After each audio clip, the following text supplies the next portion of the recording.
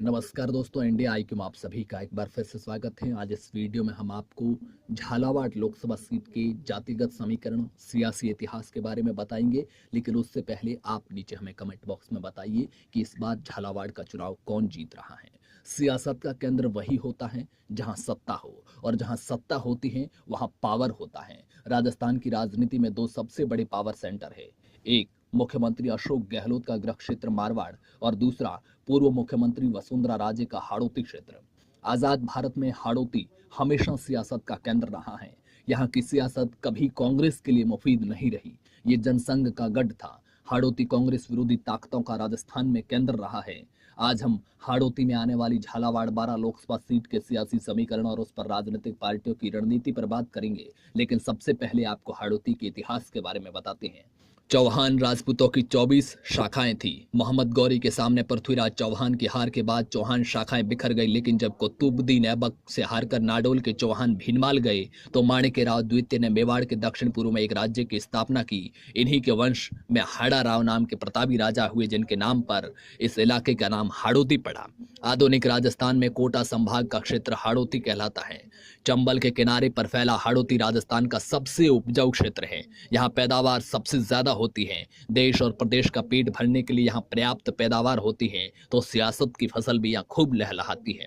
Jhalawar 12 seat पर लोकसभा चुनाव 2019 के लिए दंगल तैयार हो गया है। बीजेपी ने फिर से दुष्यंत सिंह पर भरोसा जताया है। दुष्यंत सिंह पूर्व मुख्यमंत्री वसुंधरा राजे के बेटे हैं और 2004 से यहाँ लगातार सांसद हैं। उधर कांग्रेस पिछले कई चुनाव में यहाँ हर बार नया प्रत्याशी बदल रही है और इस कोशिश में जुटी है कि ये सीट बीजेपी के हाथ से छीनी जा सके, क्योंकि पिछले 8 चुनाव से यहाँ लगातार बीजेपी जीत रही है। इस बार हर कोई चंबल के किनारे सियासी फसल काटने की तैयारी कर रहा है। लेकिन किसकी फसल को जनता के आशीर्वाद मिलेगा, किसकी फसल लहलहाएगी, ये तो वक्त ही बताएगा। झालावाड़ 12 लोकसभा सीट की मौजूदा स्थिति की अगर बात करें तो बीजेपी के दुष्यंत सिंह यहाँ के मौजूदा सांसद है। ये लोकसभा क्षेत्र झालावाड़ और 12 की 8 विधानसभा सीटों से मिलकर बना है। इसमें अंता, किशनगंज, बारा अटरू, छबड़ा, डग, झालरापाटन, खानपुर और मनोहर थाना विधानसभा क्षेत्र शामिल हैं। हाल ही में हुए विधानसभा चुनाव में इनमें से 5 सीटों पर बीजेपी और 3 पर कांग्रेस ने जीत हासिल की थी। दुष्यंत सिंह 2004 से यहाँ लगातार सांसद हैं। 2014 के लोकसभा चुनाव में बीजेपी के दुष्यंत सिंह ने कांग्रेस के प्रमोद जैन भाया को 2,81,546 वोटों से हराया था। प्रमोद जैन भाया मौजूदा वक्त में गहलोत सरकार में मंत्री भी है। 2009 के लोकसभा चुनाव में भी प्रमोद जैन भाया की पत्नी उर्मिला भाया को यहां से मैदान में उतरी थी। लेकिन सियासत में जिंदा कौमें न इतिहास को याद रखती हैं, न ये मायने रखता है कि पिछला चुनाव कौन कितने वोट से जीता। विधानसभा चुनाव में ऐतिहासिक 163 सीटें जीतने वाली बीजेपी इस बार के चुनाव में आधे से भी कम सीटें जीतने पर कामयाब हुई। तो वहीं पिछले लोकसभा चुनाव में कांग्रेस जैसी मजबूत पार्टी राजस्थान में खाता भी नहीं खोल पाई। ऐसे में सियासी पार्टियों को हर चुनाव में नए समीकरण गढ़ने पड़ते हैं। सियासी बिसात पर ऐसे पासे फेंकने पड़ते हैं जिनके आश्रय जनता का आशीर्वाद मिल सके। और सियासत के दांव पैंच में सबसे ज्यादा मायने जातिगत समीकरण रखते हैं।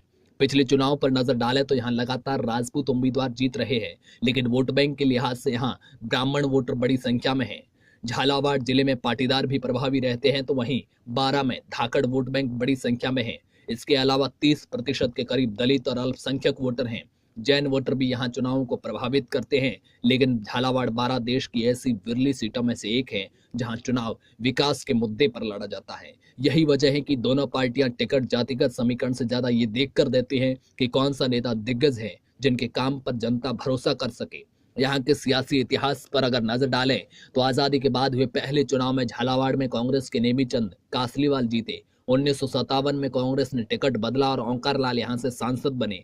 1962 में कांग्रेस की ओर से कोटा राज घराने के महाराज ब्रजराज सिंह चुनाव जीते, लेकिन ब्रजराज 1967 और 1971 में भारतीय जनसंघ के टिकट पर यहाँ से सांसद बने। 1977 में जब जनता पार्टी में जनसंघ का विलय हुआ तो ब्रजराज वापस कांग्रेस में आ गए, लेकिन वापसी के बाद 1977 और 1980 में यहाँ कांग्रेस के टिकट पर दोनों चुनाव हारे। 1984 में यहाँ कांग्रेस के उम्मीदवार बदला तो जीत मिली और जुझार सिंह सांसद बने। 1989 के चुनाव में बीजेपी ने यहाँ से वसुंधरा राजे को मैदान में उतारा तो जीतने में कामयाब हुई और उसके बाद में कांग्रेस को यहाँ कभी जीत नहीं मिल पाई।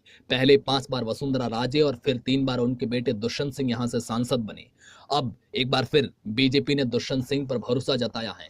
यहाँ के लोकसभा चुनाव जब विकास के मुद्दे पर होते हैं तो बाकी समीकरणों के ज्यादा महत्वपूर्ण रह नहीं जाते हैं। यहाँ के मौजूदा सांसद के अगर कामकाज की बात करें तो दुष्यंत सिंह का जन्म 11 सितंबर 1973 को मुंबई में हुआ था। दिल्ली के सेंट स्टीफन कॉलेज से ग्रेजुएशन की, इसके बाद अमेरिका में होटल मैनेजमेंट की पढ़ाई की। साल 2000 में दुष्यंत सिंह का निहारिका के साथ विवाह हुआ। इस कार्यकाल में दुष्यंत सिंह की संसद में 75.14% उपस्थिति रही। उन्होंने संसद में 252 सवाल पूछे और 34 बहस में हिस्सा लिया। इसके अलावा उन्होंने संसद में एक प्राइवेट बिल भी पास करवाया। सांसद विकास निधि की अगर बात करें तो दुष्यंत सिंह ने अपने कुल आवंटित धन में से 69.84% ही विकास के कामों पर खर्च किया। ऐसे में इस बार राजस्थान के दूसरे पावर सेंटर और बीजेपी के गढ़ झालावाड़ में मुकाबला रोचक होगा। मौजूदा सांसद को विकास की कसौटी पर कसा जाएगा तो विरोधी से उनके फ्यूचर प्लान की जानकारी ली जाएगी। ऐसे में ये महत्वपूर्ण होगा कि क्या यहाँ नवीं बार लगातार बीजेपी को जीत मिलती है या इस बार यहाँ कांग्रेस बीजेपी का किला ढहाने में कामयाब होती है। कयास कुछ भी लगाए जा सकते हैं, लेकिन तस्वीर 23 मई को आने वाले परिणाम के साथ ही साफ होगी। अगर आपको ये वीडियो पसंद आए तो लाइक कीजिए, अपने दोस्तों के साथ व्हाट्सएप पर, फेसबुक पर शेयर कीजिए और हमारे चैनल इंडिया IQ को सब्सक्राइब जरूर कीजिए।